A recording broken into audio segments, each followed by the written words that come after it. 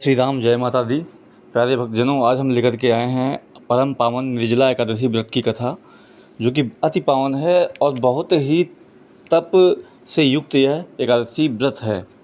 आइए हम इस व्रत कथा को पढ़कर सुनाते हैं, लेकिन आपको यह ध्यान रखना है, परम पवित्र पूरे श्रद्धा विश्वास के साथ इस कथा को आपको श्रवण करना है, सुनना है, तथा साथ ही साथ यह ध्यान रखना है कि बीच में आपको कथा छोड़ करके जो है वीडियो को बंद नहीं करना है। पूरी कथा आपको सुननी है। एक बार की बात है, महर्षि वेदव्यास जी महाराज युधिष्ठिर के यहाँ संजोग से पहुँच गए। महाराज युधिष्ठिर ने उनका उचित आदर किया, अर्घ्य दिया, पाद्य दे करके सुंदर आसन पर बैठा करके षोडशोपचार पूर्वक उनकी पूजा की। जब महर्षि ने सब प्रकार से निश्चिंत होकर के बैठ गए, तब भीमसेन ने हाथ जोड़ करके उनसे कहा, भगवान, मैं बहुत ही आपत्ति में पड़ा हुआ हूँ, धर्म संकट में पड़ा हुआ हूँ, दया करके आप मुझे इस आपत्ति, इस धर्म संकट से बचाइए। भीमसेन के ऐसे वचन सुन करके महर्षि व्यास ने हंसते हुए पूछा, क्या बात है भीम, निसंकोच होकर के कहो। भीम ने कहा, प्रभु, महाराज युधिष्ठिर, धनुर्धारी अर्जुन, विचारवान सहदेव और बहादुर नकुल एवं सौभाग्यवती महारानी द्रौपदी इत्यादि सभी लोग एकादशी का व्रत करते हैं और मुझे भी विवश करते हैं कि तुम भी एकादशी का व्रत करो। महाराज, आप तो जानते ही हैं कि भीमसेन का जीवन अन्न पर ही निर्भर है। एक दिन भोजन न करने की बात तो अत्यंत ही कठिन है। एक क्षण भी अगर बिना खाए हमको रहना पड़ता है, तब भी बड़ा मुश्किल हो जाता है। तब आप ही बताइए कि किस प्रकार यह मेरा धर्म संकट दूर हो। भीमसेन के ऐसे वचन सुन करके व्यास जी ने कहा कि मानव धर्म की संपूर्ण कथा मैं तुमको सुना चुका हूँ, साथ ही वैदिक धर्म की कथा तुम्हें समुचित रूप से सुनाई है, और यह भी बतलाया है कि और समझाया भी है कि कलिकाल में वे समस्त धर्म कार्य करना असंभव नहीं तो कठिन और दुष्कर तो जरूर है। यानी कि कलयुग में धर्म कर्म करने में मन नहीं लगता है और शरीर भी साथ नहीं देता, इसलिए कठिन है। अतः मानव जीवन के कल्याण के लिए निमित्त हर महीने कृष्ण पक्ष और शुक्ल पक्ष की एकादशी आती है, और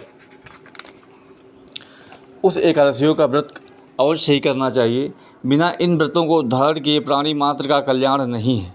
महर्षि व्यास के ऐसे वचन सुनकर के भीमसेन अपनी धर्म भीरुता के कारण वेद के समान कांपने लगे और अत्यंत ही भयभीत होकर के बोले, प्रभु, यह तो ठीक है, परंतु व्रत का रखना और भूखा रहना तो मुझे मृत्यु से भी बढ़कर है, सो भी हर महीने में 2 बार, यह मेरे लिए असंभव है।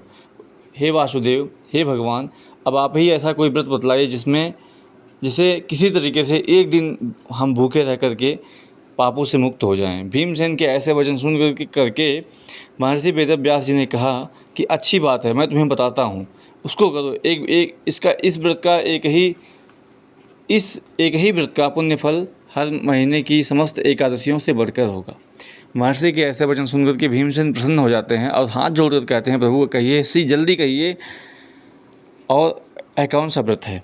महर्षि ने कहा, यह व्रत ज्येष्ठ मास के शुक्ल पक्ष की निर्जला एकादशी का है। तुम श्रद्धा भक्ति सहित दशमी को सोते समय भगवान को प्रणाम करके उनकी मानसिक पूजा करो और हाथ जोड़ करके अपने मन में इस प्रकार संकल्प करो कि प्रभु, कल मैं ज्येष्ठ मास के शुक्ल पक्ष की निर्जला एकादशी का व्रत करूँगा, मुझे शक्ति दो कि मैं अपने व्रत को पूर्ण कर पाऊँ। इस प्रकार प्रार्थना करके सो जाओ। अगले दिन निर्जला एकादशी का दिन होगा। बिना खाए पिए निराहार और निर्जल रहो, यहाँ तक कि आचमन इत्यादि में भी जल को ग्रहण ना करो। इस व्रत के प्रभाव से स्त्री हो या पुरुष, सभी के मंद्राचल यानी पहाड़ जैसे भीषण और महान पाप भी अवश्य ही नष्ट हो जाते हैं। इस व्रत में गोदान का बहुत बड़ा महत्व है, अर्थात गोदान अवश्य करना चाहिए। यदि कोई गोदान देने की सामर्थ्य ना रखता हो तो उसे तांबा, पीतल या मिट्टी का पानी भरा हुआ घड़ा, उसमें थोड़ा सोना छोड़ उसमें और उसे नवीन वस्त्र में लपेट करके ब्राह्मण को श्रद्धा और भक्तिपूर्वक दान करना चाहिए। इस प्रकार जल दान देने से एवं स्वयं व्रत समाप्ति तक जल ना पीने से प्राणियों को एक एक क्षण में करोड़ों गोदान देने का फल प्राप्त होता है। उस दिन यह कार्य अर्थात यज्ञ, दान एवं जप आदि कार्य करने वाले को अच्छे फल की प्राप्ति होती है। इस प्रकार श्री कृष्ण भगवान ने स्वयं कहा है। अतः फिर दूसरा पुण्य कार्य करने की आवश्यकता क्या है। विष्णु लोक की प्राप्ति इसी निर्जला व्रत के द्वारा हो सकती है। आगे वेदव्यास जी कहते हैं, इस दिन फलाहार करना चाहिए। अन्न खाने वालों की अनेकों प्रकार की दुर्दशा होती है, वे चांडाल स्वरूप समझे जाते हैं।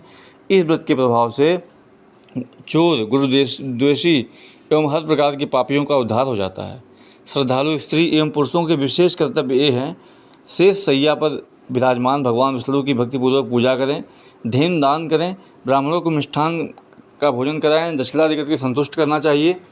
निर्जला व्रत रखने वालों को गाय, वस्त्र, छत्र, सैया, कमंडलू आदि वस्तुओं का प्रेम पूर्वक भक्ति सहित दान करना चाहिए। उपानह दान करने से स्वर्ग गमन के हेतु स्वर्ण आभूषित रथ प्राप्त होता है, और जो इसका भक्तिपूर्वक इसको सुनते हैं और कीर्तन इत्यादि करके रात्रि में जागरण करते हैं, वे मनुष्य बिना विघ्न स्वर्ग को प्राप्त करते हैं। यह पावन कथा सुनने का सौभाग्य आपको भी प्राप्त हुआ है। आप कमेंट बॉक्स में भगवान का नाम अवश्य लिखिएगा। जय श्री राधे, हर हर महादेव।